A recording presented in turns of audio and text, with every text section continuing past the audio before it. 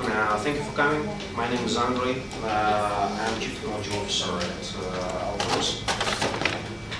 Today I will tell you about how big data projects really start and how to take a lower risk with starting a bigger project. As you probably know, there are three major drivers of starting a big data project. It's an issue of handling big volumes of data just because of their size, or the speed of their growth, or because of their variety. So three V's: volume, velocity, variety. Now you probably heard this many times already, and I will hear in other sessions by the end of the day. So you probably have one or two or three these issues simultaneously, and think how to start. And in our practice, we normally suggest doing prototyping in order to address bottlenecks and to make sure that you don't have to redesign your system when you already started, when you already deployed all the data into the system, deployed a cluster of computers to process it, and when you have issue, then you start again. Because the system doesn't have either functionality or capacity that you are requesting.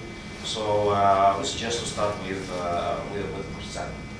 And it will be what, and I will explain the methodology of doing prototyping in big data projects. I'm telling this to you because our company provides consulting services to many customers in different parts of the world, in the US, in Europe, and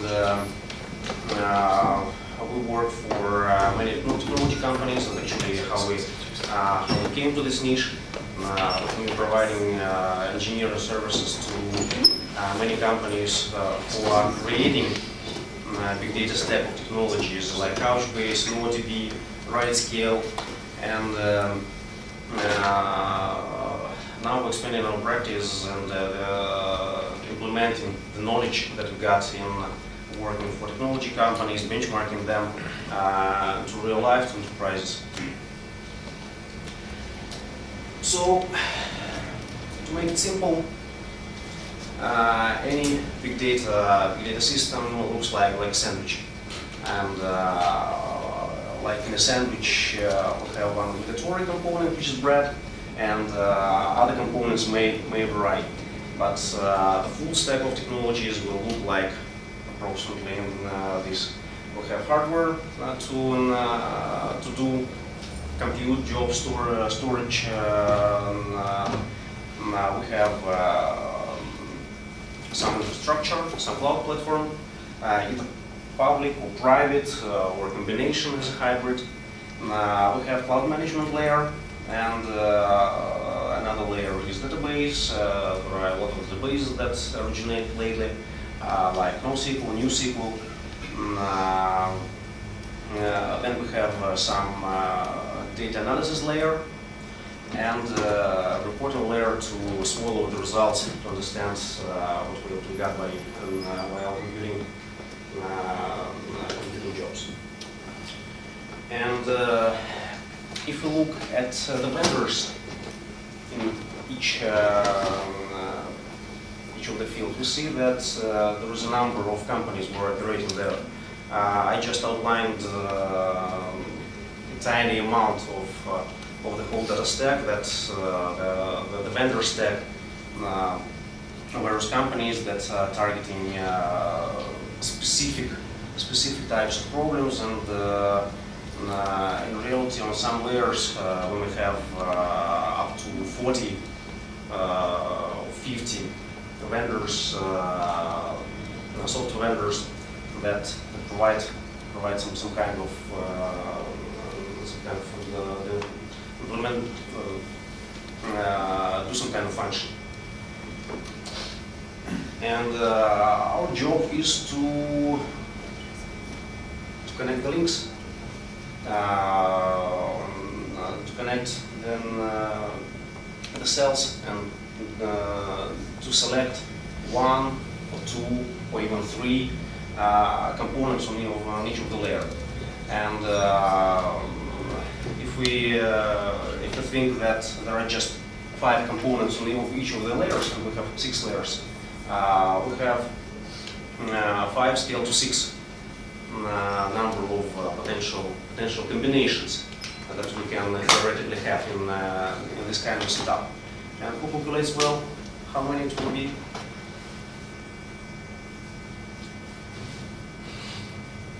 15,000, more than 15,000. And in our case, we calculate that we may select just one of components. In reality, we may use 2 or 3, like 2 or 3 databases or several hardware appliances, at least storage system, compute system. So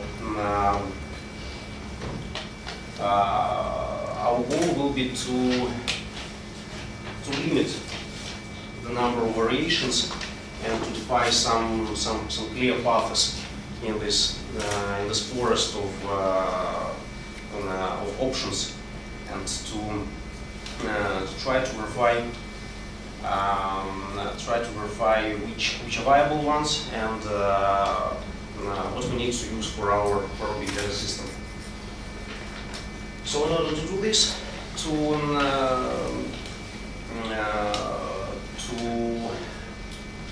limit the number of options, we need to think about what we want to achieve.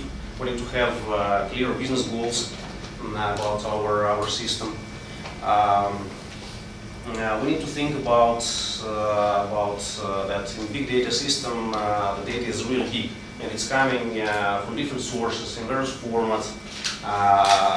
Sometimes it arrives at a speed that we just cannot use our database to store it.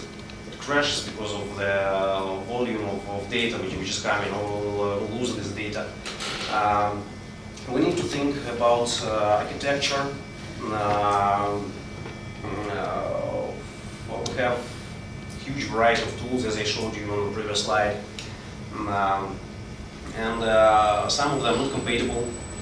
So we may take something and then think how to integrate one component with another. We need to have people, and we also need to be reasonable, not to try to reach everything from first approach, from first release, because we may run into this issue.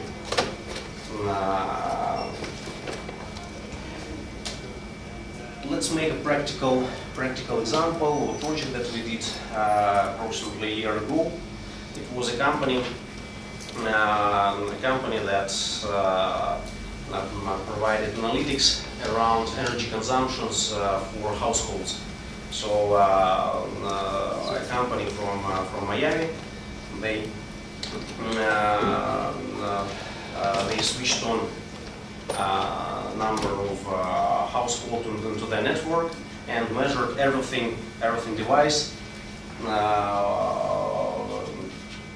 how much energy they consume, TV, fridge, wash machine, everything, and based on the data that they accumulate from the system, then they created some patterns of energy consumptions, did recommendation to households how to optimize their energy and to save money on the electrical bill. So we will consider this an example, and I will show you how we did prototyping for them and how we dealt with the variety of options and how we worked on limiting them. So we started with project requirements: the size, type, storage, the duration of storing this data, how long we need to have this data in the system, requirements for reporting, uptime, fault tolerance, and also we're thinking about such non-functional requirements like infrastructure. We need to be sure that a system may be migrated from one platform to another, so that we avoid vendor lock-in. We need to think about scalability because we're targeting mass market and we may grow much faster than projected. And it was a requirement from a customer to use as much open source software as possible. I will give an example of selecting the components just on two layers. First layer will be an infrastructure layer, and another one will be database layer. Because if I tell you about all the process, it will probably take us another 4 or 5 hours. So in terms of infrastructure, customer first decided that they will run on public cloud environment, not the private one. It was easy because they didn't have servers, they didn't want to deal with system administrators, wiring. So, since they just started, they decided to go to public cloud and to be able to deploy as fast as possible without dealing with private infrastructure. So the selection between private hybrid, private public has been made easy, and out of public cloud vendors, we were considering 3 of them: Amazon, Giant, and Rackspace. As a method of evaluating, we listed options that we need to take into consideration and evaluated whether there is a fit, no fit, and for good fit we gave 1 point, and for normal fit we gave half point. So we calculated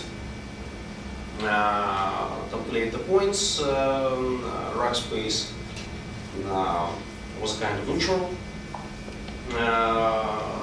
Amazon and Giant, they have both. They're both acceptable for our systems. For our system, we decided to go with Giant because it scored higher. It was cheaper, more functional, provides more choice of running various operating systems. But also we left Amazon like another potential option. If we had some issues with the Giant, we could migrate to Amazon. For database layer, after preliminary selection, we left 4 options here: HBase, Cassandra, MongoDB, and MySQL. We evaluated these options based on the same approach, and given some points on green and yellow fields. And interesting enough, MySQL cluster was scored higher than NoSQL, fashionable NoSQL solutions. It provides all the functionality that we need, and also we have quite good experience in working with MySQL. So why shall we try something new if we have proven solution? So we selected MySQL as initial choice. However, when we started prototyping, we figured out that in MySQL cluster, we need to have all the data set in memory. And in this case, the system is becoming quite expensive. So we are exceeding our budget at approximately $500 per day. So we had to dismiss this option. And we have three options of NoSQL databases. that are approximately the same in terms of functionality, no major difference basically. So in order to figure out which option to check, to choose, we did performance tests of all these databases.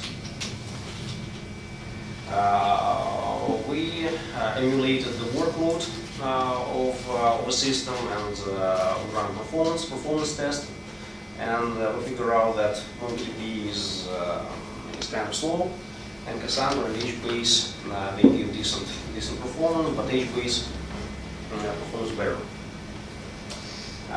When we evaluated the final results, we decided to dismiss Mongo right away because of slow performance, and also more expensive, not dramatically, but still. And in between HBase and Cassandra, HBase is faster. However, Cassandra has another advantage of being fail tolerant. In case of HBase, there is a name node. If it fails, then the whole cluster will fail. So, based on this these considerations, we decided to go with Cassandra. So it's how we limited our choice. And as the next step, we need to do a real testing, real prototyping, how the system will behave in real life environment.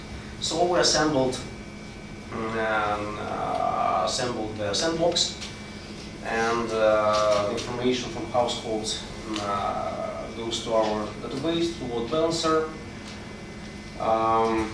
being stored in Cassandra. In Cassandra, then we do preparation of reports based on this data, store it in MySQL, because we have just the output reports, and we don't have to for the speed of operations. We used MySQL for predefined queries, and connected to reporting system, which was Pentaho in our case. This is an example of reports that the customers are getting in terms of their energy consumption. And in the end, we need to evaluate what do we really get, whether we meet our requirements or we don't. So we evaluate the performance of our prototype against initial requirements. So we see that it satisfies everywhere, besides just one point. It's time of processing raw data. So we need to decide now whether to do another benchmark, another prototype to try to fit into these numbers, or to admit it and to say that it's okay. Let's live with this.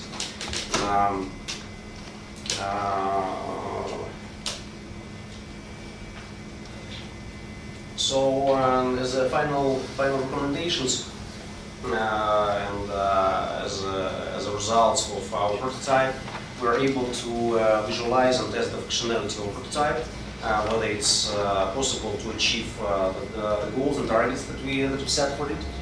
It also helps to detect bottlenecks and to change technology before it's too late, before we have all the data residing in a real-time system. Also get real to what solution may bring to us, because sometimes customers say that I need 100% uptime, I need high availability, 100% data consistency, secure data backup, so real-time processing. Each of these requirements may add 20, 50, or 100% of the cost into the whole system. So sometimes we need to admit some limitations which will be applied to us at the end. and make sure that finally our system will not cost us twice as high as we have money, as we initially planned.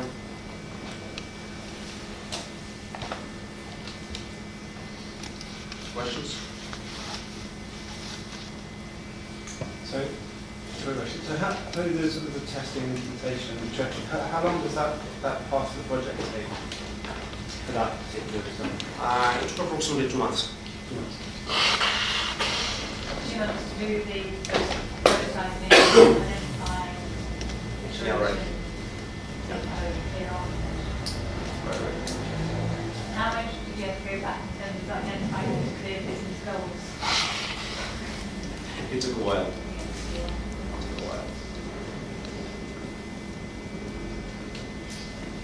In terms of the technology solution that you put together, I'm quite interested why you had the requirement to stage the sensor data in Cassandra before you fed it into HDFS, and why you didn't just send the data straight into HDFS.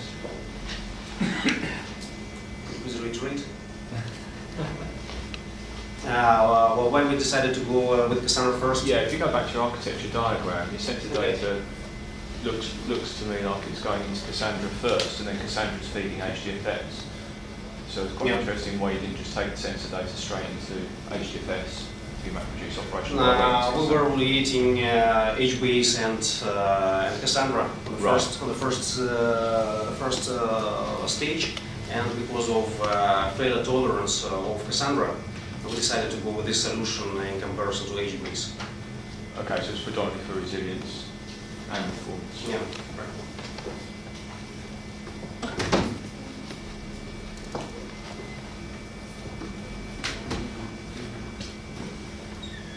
More questions? There's so many new tools, and I just wonder if the longevity of so many different tools when you're selecting who to go with, the risks. They might choose someone who will go, who won't be here in 5 years' time or something. You don't seem to have that in your selection criteria as to kind of reputation or kind of pieces. Sorry, I don't get the question. There seems to be an awful lot. This is a new emerging kind of technology, and there's an awful lot of new products and companies I've never heard of. I wouldn't want to stick my reputation on selecting someone and then find out that they're a startup that goes bang or stops investing. Yeah, if I understood your question correctly, we need to rely on some not proven tools in big data systems, production systems, and we are going at risk with this, right? Yes. Yeah, actually, that's true. That's true, but the contemporary issue is that we have so much data that we cannot process it with our traditional tools and traditional methods. So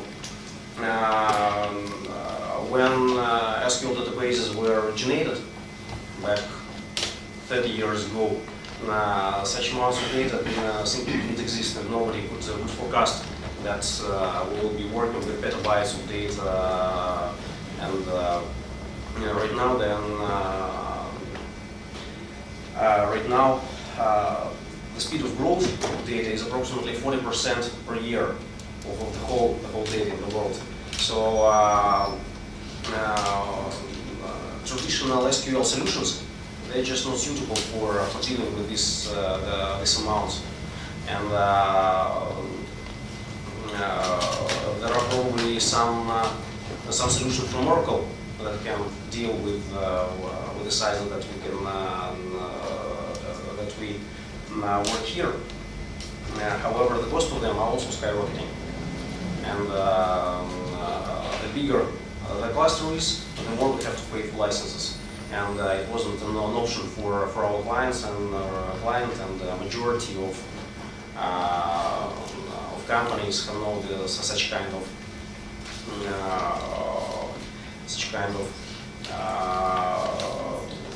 budgets to deal with. So I have no choice. traditional tools that doesn't work, don't work, and we have to rely on something unreliable. And then your point is valid point, because many of the tools that were listed here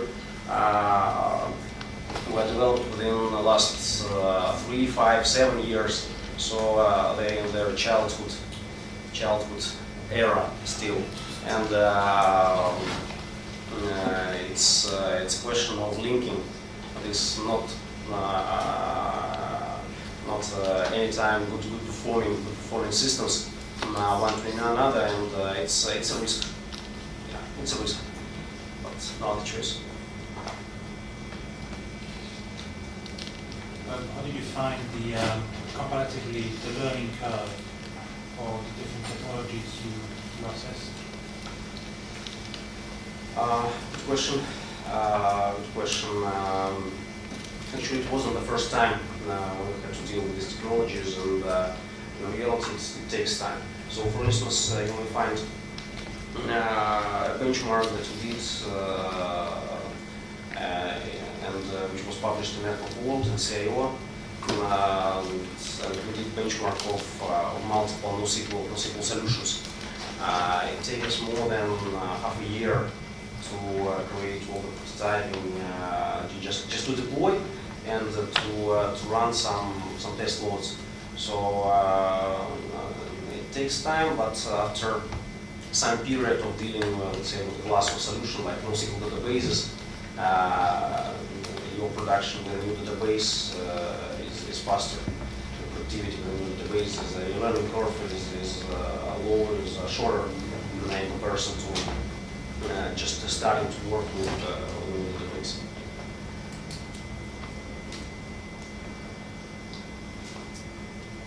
If I understood correctly, you're loading in 2.5 terabytes of data each day, and processing that. What sort of time does it take?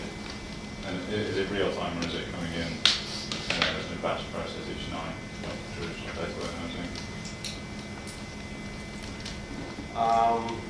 They come in real time. It's like people use their electronic devices. They switch on a kettle, the data got to the system. So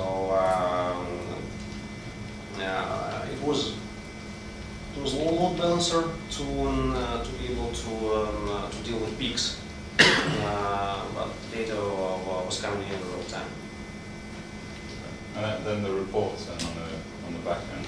Mm-hmm. What sort of query time are you having for those?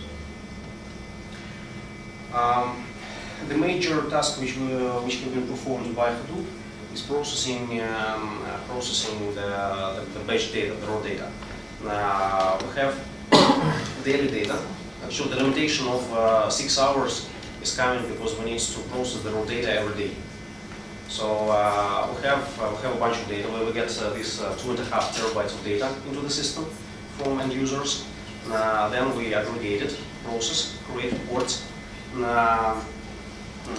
predefined reports into MySQL, and store raw data for a week on the server as a backup and the additional analytics, or if you see something extremely interesting based on the predefined report, and if we need to dig into the raw data, we have it available for some period of time.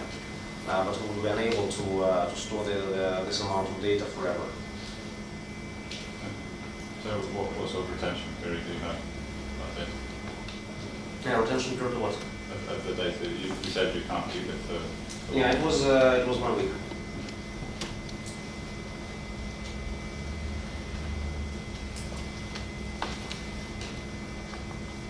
No questions? It's interesting you're pushing the results back into a traditional data store. Do you think over time that will evolve so that those traditional data stores will actually become less structured? Or do you think the traditional data warehouse will still be in there with summaries from these kind of data processes? Actually, why traditional databases are slow is because they're secure. They have security of transactions, and it takes time to verify whether the transaction passed through or not. So many databases like HBase, Cassandra, they don't do this verification, and by this means you may lose some data, maybe 1/4%, maybe 1/2%, depending on. In reality, it's much lower, but theoretically, you may lose data because of node failure and because some solutions have data sitting in their cache and they were not still written on a disk. So for financial transactions, for personal data, SQL databases will be used for many years, and there are still no better solutions than Oracle, SQL, MySQL to deal with transactions that require security and consistency, 100% consistency. But the majority of data is unstructured and it's log data. And if in our case, we lose 0.5% of data, who cares? If we even lose 3% of data, it will not be a big deal because we're just processing logs, consumptions. We'll still be able to evaluate the trends, to give recommendations based on that. So it's becoming more and more common when you have multiple database solutions in one system. One for financial transaction, another for log analysis, third one for fast querying, and I think that at Facebook they use maybe 5 or 6 database solutions. They don't rely just on one.